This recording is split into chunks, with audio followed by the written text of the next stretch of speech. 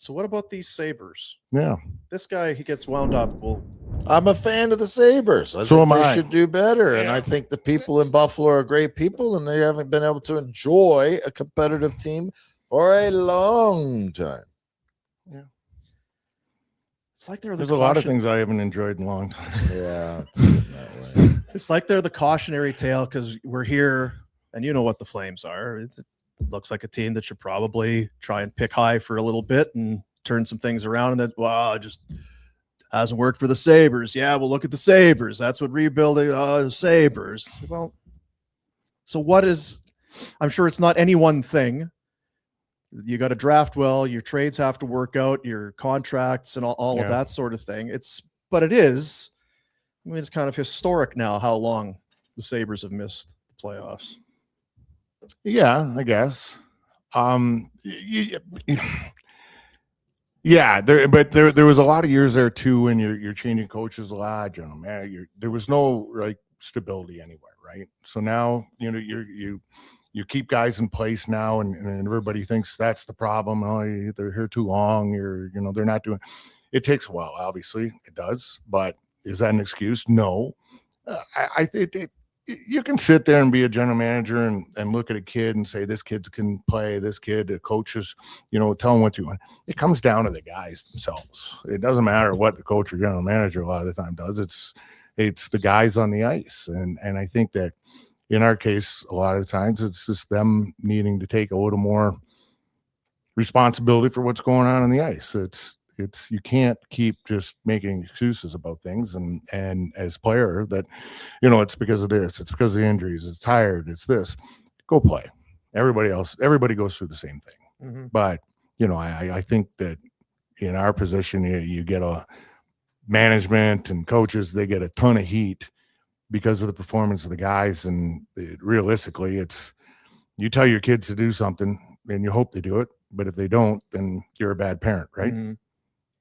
It's just kind of, you would think somewhere the COVID year lockouts, it's not like they've been devoid of talent. They wouldn't just kind of but they're back in one year. It's like some other teams hit the shits and then the Sabres sneak in as a second wild card or whatever. I just think that in the last few years, you kind of hit that point where you go on those too long as skids and then you can't recover from it. And, whether good you play going down a stretch, I think once we got within 1 point and a few points here and there, you got to avoid that long stretch. And so far in the last number of years, we haven't been able to avoid that long stretch of losses because you just can't recover. Like even a season like this, we're in last place in our conference and you're only 6-7 points out of, third place in your division. So, if you go on a stretch or you a good or bad, it can either put you right in there or it sets you back where it's hard to recover. Yeah. Your first overall picks haven't been like, I think Dahlin's a hell of a awesome player. But Power isn't he's Celebrini or no, but it's in defense too, to, you guys always say his defense, it takes more time and Oh, it's for harder sure. for I still defense to mature and all this kind of thing. He's a highly skilled guy, obviously big, can skate like the wind. And I think sometimes he just maybe a little indecisive. Do I go? Do I don't go? Do I take this man? Do I not? And I think that's maybe the one thing that kind of hampers him sometimes. But as a player, he's awesome. He's a very good player. It's just game situations. It's indecisive sometimes that gets you in a bad spot. It's you want to be able to, the year that you pick first overall, it's like, could this be a generational player, a game changer? And he isn't that. Like you say, it's like Bedard is 20 and Celebrini's 19 and they're going to make the Olympics kind of thing. It's that hasn't really worked out. And there's nothing the Sabres could. That's just the timing of the draft. So, you're like, we got our first overall is our D. You obviously forwards are going to get more attention because they're going to be scoring goals. They're going to be in the offense all the time, and that's what everybody knows and everybody thinks. And you got to have the offense. So other guys, they don't get that same attention. Yeah.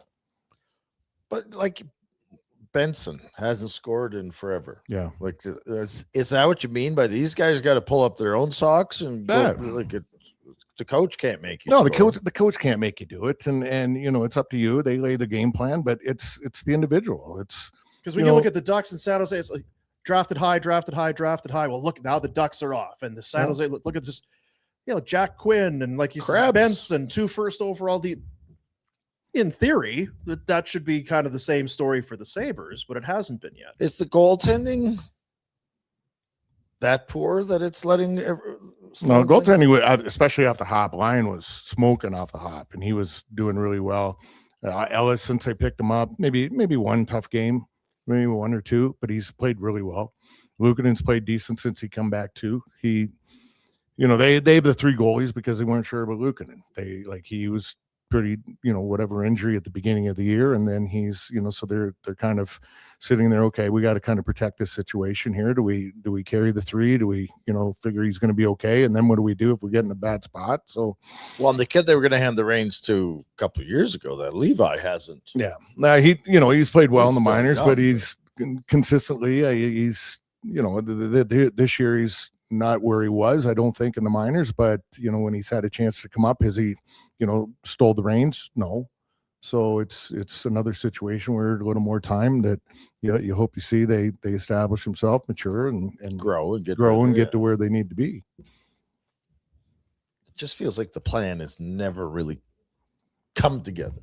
Like Levi, I think at this point was expected to be probably kind of our wolf, where it's like, we're going to have him locked in, or at least him stepping in when UPL's deal's over and maybe moving on or whatever, and then this guy's the heir apparent. At least sharing, But you never know. Like everybody thinks just because somebody's drafted in a certain position that they're going to be successful.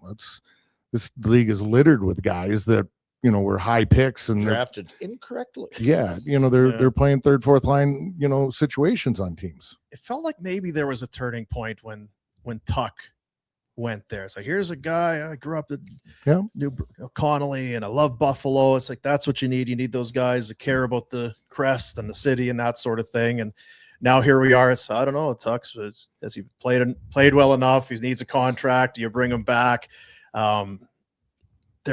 You need the guys that are going to be happy to play there. And Peterka obviously wasn't that guy. And you thought Tuch was that guy. What do they do with Tuch? Is that Tuch is a pretty popular guy back home, and he's still you're going to be 30 at the end of this year. He's everybody thought it was going to be injuries carrying through. He's done a good job of maintaining that, staying in the lineup, he's a very good player. Like penalty kill, stick, he's fast still. He's got a great shot. Him and Thompson seem to have very good chemistry when they play together. So he's still doing his thing. I think in a lot of cases, especially on the road, we're having a hard time scoring goals on the road. That it kind of reflects on that people are going to look at it and go, "Oh, you're not doing your job." At home, we do a nice job of that. Is he he's a hell of a player, and he's a really good guy, and people enjoy him. He's a good leader in the room. He leads by example, all that kind of thing you want to see. So, as far as signing him, that's up to them. I don't know, the money, obviously the cap's going up. There's a lot more money. And I think guys in those situations are sitting there looking at it and going, hey, I can maybe ask for a little more because of that. But hey, if Alex Tuch stays, that's not a problem. So if Mr. Pegula walks up to wherever you're calling the game that night, it's like, Rob, I need to talk to you for a second. Yeah. I heard that fat guy in Calgary on that podcast. He was talking about maybe that is what we need. We need a guy dyed in the wool with Sabres blood running through his veins. Here's the keys. President Hockey Ops, you're running this team. Do you say yes? And if so, what's the first thing we're doing? I would say thank you, but I'm more than happy doing what we're doing right now. You would do it. You would do it.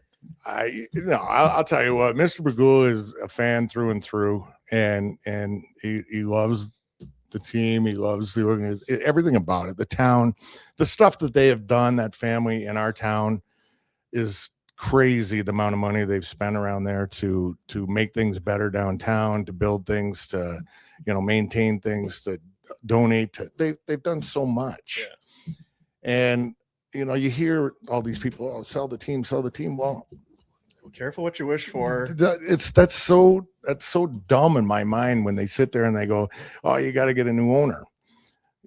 This guy's doing as an owner what he's supposed to do. He's supplying the funds. He's trying to put the right people in place to make these decisions. You know, if it doesn't work, then he's shown that he's not hesitant to move or make changes. So I think he's a good guy. And if you wanted to have that conversation with him, he's the kind of owner that would stand there with you for 20 minutes and have that conversation. Yeah. So he's a good man. It's a good family. And I think people that are out there saying, oh, everything, but then they don't know. They haven't got it figured out, because it's a small market team. There's only so much revenue you can bring into an organization in a small market. It's probably similar to here. So you got to make sure that you do the right thing with what you have. And he ain't whining or complaining about. No, he's not. No. And probably losing lots of money a year. Sure. And doesn't sit there and go and, you know, blame whatever because he's losing the money. He's trying to. They're continuously behind the scenes of people in positions in the organization, from ticket sales to marketing to that stuff. Those positions have changed so much over the years that they're continuing trying to find the right recipe to make it work. Hey, buddies, thanks for watching. We appreciate it. Also, if you could throw in a like and subscribe, it does help us out with what it is we are doing. And check out more at flamesnation.ca.